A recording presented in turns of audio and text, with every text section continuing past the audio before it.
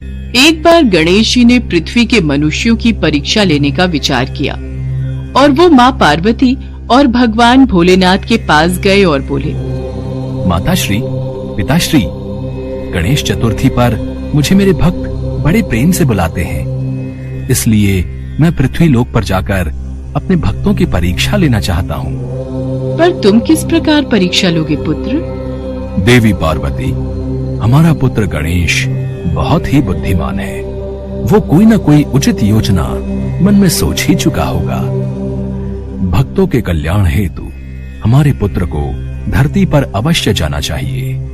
पृथ्वी भ्रमण के लिए मैं एक वृद्ध व्यक्ति का रूप ले लेता हूँ। गणेश जी ने एक बूढ़े व्यक्ति का रूप बना लिया और अपने एक हाथ में लाठी लिए, दूसरे हाथ में एक छोटा सा थैला लिए गली गली घूमने लगे।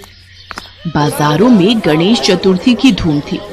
लोगों ने घरों में गणेश जी बिठाए हुए थे। गणेश जी बूढ़े व्यक्ति के रूप में एक द्वार पर गए और बोले, बेटी, मेरे पास ये मोदक बनाने का सामान है, क्या तुम इस सामग्री से मोदक बना दोगी? मुझे भगवान गणेश को मोदक का भोग लगाना है। अरे बाबा माफ करो, हमें और भी काम है। हमें खुद भगवान गणेश की शाम की पूजा के लिए मोदक बनाने हैं। हम तुम्हारे लिए क्यों बनाए? जाओ जाओ, ये थोड़ी सी सामग्री 4 बादाम किशमिश चीनी से क्या बनेगा। बाबा आगे जाओ, जरा सी सामग्री लिए फिर रहे हो। इस सामग्री से तो 2 मोदक भी नहीं बन पाएंगे। क्या हुआ बहन, इतने गुस्से में क्यों हो? पता नहीं ये बाबा मोदक बनाने के लिए जरा सा सामान लिए घूम रहे हैं, भला हम क्यों बनाए?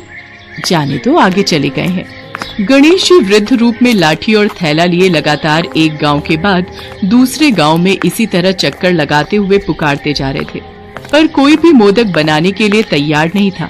सुबह से शाम हो गई, गणेश जी लगातार घूमते रहे। अब क्या करूं? मेरे लिए तो कोई भी मोदक बनाने को तैयार नहीं है। एक साधारण मनुष्य के रूप में मैंने सहायता मांगी तो कोई आगे नहीं आ रहा। देखता हूं, कोई तो मेरा ऐसा भक्त होगा जो निस्वार्थ भाव से मेरा ये काम कर दे। भगवान गणेश आगे बढ़ गए। तभी उन्हें एक टूटे पुराने घर में से किसी बच्चे के रोने की आवाज आई। बच्चे की माँ उसे चुप करवा रही थी। माँ, भूख लगी है, मुझे कुछ खाने को दो ना, ये सूखी रोटी गले में अटकती है। कहाँ से लाऊं? तेरे बापू काम की तलाश में गए हैं, वो पैसे लेकर आएंगे तो मैं तुझे मुलायम रोटी बना कर दूंगी। इस घर में कोई है जो मेरे लिए मोदक बना दे? मुझे गणेशा को भोग लगाना है, ये सामग्री है मेरे पास। बेचारे बूढ़े बाबा, लगता है एक ही मोदक का सामान इन्हें मिल पाया होगा। बना देती हूँ, भगवान गणेश को भोग लगा देंगे। लाओ बाबा, ये सामग्री मुझे दो, मैं इसका मोदक बना देती हूँ। बेटी, भीतर में से सामग्री के लिए बर्तन तो ले आओ। अच्छा अच्छा बाबा, रुको लाती हूँ। माँ, मुझे भी मोदक खाना है, मुझे भी भूख लगी है। बेटा, बाबा के पास इतनी सामग्री नहीं है जिससे तुम खा सको। मैं तुम्हें कल सामान लाकर बना दूंगी। अपने बेटे को समझा बुझाकर वो औरत अंदर से एक छोटी थाली और कटोरी लेकर झोपड़ी के बाहर आई तो गणेश जी बोले, बेटी, ये बर्तन तो बहुत छोटे हैं, अपने घर के सबसे बड़े बर्तन ले आओ। पर बाबा, इतने बड़े बर्तन क्या करने हैं? मोदक बनाने का सामान तो बहुत थोड़ा है। बेटी, अब तुमने मोदक बनाने के लिए हाँ कह दिया है तो गणेशा के लिए मेरी ये बात और मान लो। औरत ने सोचा बूढ़े व्यक्ति का स्वभाव बच्चों की तरह होता है, इसलिए वो अंदर जाकर अपने घर के सभी बड़े बर्तन लेकर बाहर आई। हाँ, ये ठीक है, इसमें सारी सामग्री आ जाएगी। गणेश जी ने थैले को बर्तनों में पलटा। थैले में से एक एक करके चीनी, नारियल, काजू, किशमिश, बादाम, मेवे, खोया आदि सब कुछ गिरने लगा। सारे बर्तन सामग्री से भरते चले गए। अब गणेश जी ने बाल्टी में थैले को पलटा। दूध से बाल्टियां भरती चली गईं। औरत उस चमत्कार को देखती रही। उसे कुछ समझ नहीं आ रहा था, मानो वो कोई सपना देख रही हो। एक के बाद एक वो सारे बर्तन भीतर से लाती गई और गणेश जी उन्हें भरते चले गए। तत्पश्चात वो बोले, बेटी, मैं अभी थोड़ी देर में वापस लौट कर आता हूँ, तब तक तुम इस सारी सामग्री के मोदक बना दो। पर बाबा, यह तो बहुत सारा सामान है, इस सामान से तो बहुत मोदक बन जाएंगे। बेटी, तुम तो जानती हो गणेशा को मोदक कितने पसंद हैं, इसलिए गणेश चतुर्थी के अवसर पर तुम गणेश जी की पूजा करो। गांव वालों को इस पूजा में बुलाओ और मोदक का प्रसाद पूरे गांव में बांटो। इससे तुम्हें बप्पा का आशीर्वाद प्राप्त होगा।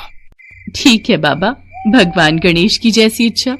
औरत ने बड़े प्यार से मन लगाकर मोदक बनाए और गांव वालों को पूजा में आने को कहा। इस गायत्री के घर में खाने को दाना नहीं है और ये गणेश चतुर्थी की पूजा में हम सबको बुला रही है। मोदक का प्रसाद कहाँ से लाएगी? वो तो बहुत महंगे आते हैं। चलो चल कर देखते हैं आखिर ये पूजा के लिए मोदक कहाँ से लाएगी। सारे गांव में प्रसाद बांटना कोई आसान बात थोड़ी है। इतनी देर में गायत्री का पति भी वापस लौट आता है। अपने घर में गणेश चतुर्थी की पूजा का आयोजन देख वो हैरान रह जाता है। वो गायत्री से पूछता है, गायत्री ये सब क्या है? इतने ढेर सारे मोदक? इतनी बड़ी पूजा की व्यवस्था तुमने कैसे की? जब आप काम की तलाश में गए हुए थे तो पीछे से एक बूढ़े बाबा आए और गायत्री अपने पति को सारी बात बताती है। इतनी देर में वो बूढ़े बाबा भी आ जाते हैं। बाबा आप आ गए, देखिए मोदक तैयार है, आप भगवान गणेश को भोग लगा दीजिए। बेटी, ये मोदक तुमने अपने हाथों से निस्वार्थ प्रेम भावना से बनाए हैं, इसलिए भगवान गणेश को भोग लगाने का अधिकार भी तुम्हारा ही है। तुम अपने हाथों से स्वयं भगवान गणेश को मोदक का भोग लगाओ। मोदक का प्रसाद पूरे गांव में बांट दो और बाकी के बचे मोदक रात में अपने घर के चारों कोनों में रख देना। मेरे कहने पर तुमने इतने प्रेम से मोदक का प्रसाद बनाया है, अब फल अवश्य प्राप्त होगा। इतनी देर में गांव वाले भी आ गए। गायत्री ने भगवान गणेश की मूर्ति के सामने पूजा और आरती की और सब गांव वालों को मोदक का प्रसाद बांटा। बच्चे बड़े बूढ़े सभी खुशी खुशी स्वादिष्ट मोदक का प्रसाद लेकर अपने अपने घर गए। माँ, इतने स्वादिष्ट मोदक खाकर मेरा तो पेट भर गया। गायत्री, मोदक तो बहुत सारे बच गए हैं। इन्हें घर के चारों कोनों में रखवा दो जी, बाबा यही कह रहे थे। पर बाबा अचानक चले गए कहाँ, ये समझ नहीं आ रहा। माँ, मैंने उन्हें अपने हाथों से मोदक खिलाया था, उन्होंने मेरे सर पर हाथ फेरा और चले गए। गायत्री घर के चारों कोनों में बर्तन में मोदक भरकर रख देती है। अगले दिन गायत्री जब सोकर उठती है तो वो देखती है जो मोदक उसने बर्तन में रखे थे वो सोने के बन गए हैं। हे गणेश, हे गजानन गणपति महाराज, ये मैं क्या देख रही हूँ? बर्तन में रखे प्रसाद के मोदक सोने के बन गए हैं। इसका मतलब विघ्नहर्ता गणेश जी उन बूढ़े बाबा के रूप में स्वयं आप ही आए थे। आपने तो मेरी किस्मत के वारे न्यारे कर दिए गणपति महाराज। गायत्री को उसकी निस्वार्थ भक्ति का फल मिल गया। उसने उस समय उन बाबा की मदद की जब वो खुद परेशानी में थी और फिर गणपति महाराज ने उसकी सारी परेशानियों को दूर कर दिया। उसकी सारी दरिद्रता दूर हो गई और वो आराम से रहने लगी। गायत्री ने गणपति जी का एक भव्य मंदिर बनवाया और साथ में एक बड़ा सा तालाब भी खुदवाया। इस तरह उसका नाम दूर दूर तक प्रसिद्ध हो गया। उस जगह वार्षिक मेले लगने लगे। गायत्री ने बच्चों के लिए अनाथ आश्रम, गरीब लोगों के लिए धर्मशाला और वृद्धों के लिए वृद्धाश्रम खुलवाए। लोग गणेश जी की कृपा प्राप्त करने के लिए गणेश मंदिर में पूजा करने और मान्यताएं मानने के लिए आने लगे।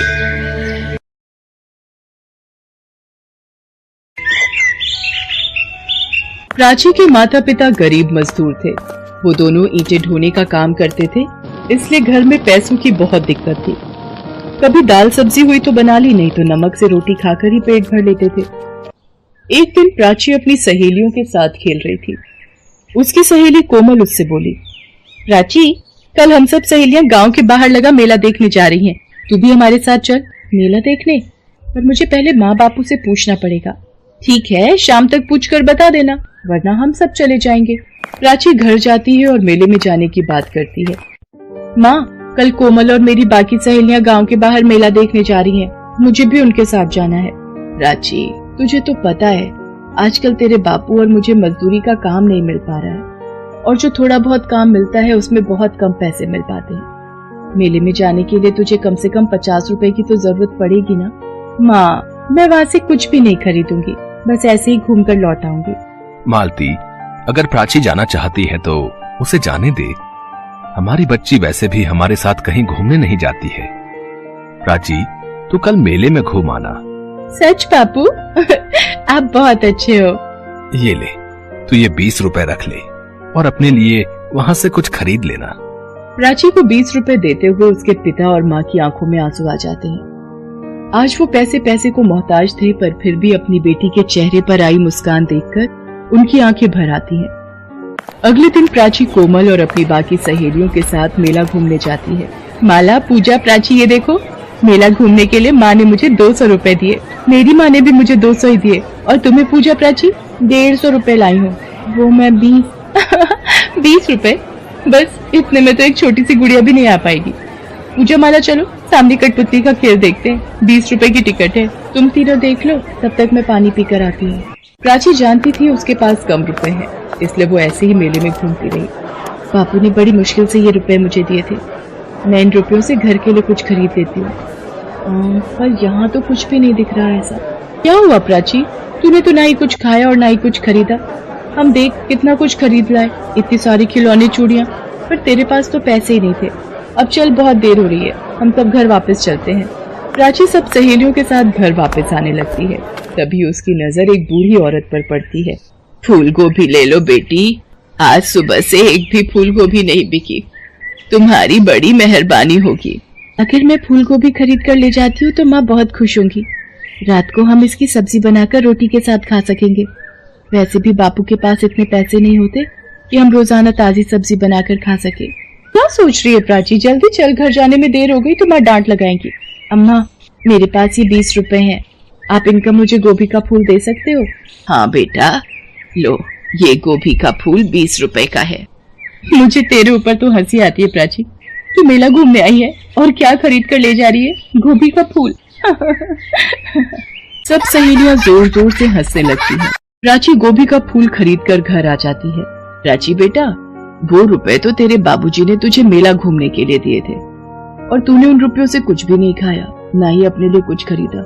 मेरी बच्ची, वहाँ भी तुझे घर का ही ख्याल आया। मालती, हमारी प्राची सचमुच बहुत समझदार हो गई है। चल, अब तो बैठ, मैं गरम गरम इस फूल गोभी की सब्जी बनाती हूँ, फिर हम तीनों मिलकर खाना खाएंगे। मालती सब्जी बनाने के लिए गोभी काटने बैठती है। गोभी देखने में बहुत बढ़िया और ताजी है। काश एक गोभी का फूल और होता तो ज्यादा सब्जी बन जाती। मालती देखती है वहाँ एक गोभी के फूल की जगह 2 गोभी के फूल हो जाते हैं। ये क्या जादू है? ये कैसे हो सकता है? यहाँ पर तो एक ही गोभी थी, पर अब 2 फूल कैसे हो गए? एक बार 4 फूल बोलकर देखूं। गोभी के 4 फूल मेरे सामने आ जाए। मालती के सामने गोभी के 4 फूल आ जाते हैं। वो हैरान हो जाती है और वो प्राची और उसके बापू को आवाज लगाती है। माँ, ये तो सचमुच जादुई फूल गोभी है। हम जितने भी गोभी के फूल बोएंगे, हमारे सामने उतने ही गोभी के फूल आ जाएंगे। अभी गोभी के फूल में से एक अप्सरा उत्पन्न होती है। घबराओ नहीं, मैं एक अप्सरा हूँ। मैं धरती लोक से गुजर रही थी। मैंने इस प्यारी सी बच्ची को देखा कि किस तरह से ये किसी गरीब की मदद कर रही थी। मेरे से रहा नहीं गया और मैं इस फूल गोभी में वास कर गई और प्राची के साथ यहाँ तक आ गई। मैंने तुम सबकी बातें सुनी और मेरा मन दुख से भर गया। जो दूसरों की मदद करता है वो मनुष्य मुझे बहुत प्रिय है। अब तुम सबको बिल्कुल भी चिंता करने की जरूरत नहीं है। मैं तुम्हें ये जादुई फूल गोभी देकर जा रही हूँ। अब इसकी सहायता से तुम जितनी चाहो उतनी गोभी बाजार में बेच सकते हो। अब तुम्हारे दुख के दिन दूर हो जाएंगे। लेकिन मेरी बात को हमेशा याद रखना, कभी भी अपने मन में लालच मत पनपने देना। इतना कहकर वो अप्सरा वहाँ से गायब हो जाती है। प्राची के माता पिता प्राची को गले लगा लेते हैं। आज उसी की वजह से उनके गरीबी के दिन दूर हो गए थे। अब तो प्राची के माँ बापू शहर की मंडी में फूलगोभी के बड़े व्यापारी बन जाते हैं और अब उनके पास धन दौलत, बड़ा मकान, सब कुछ।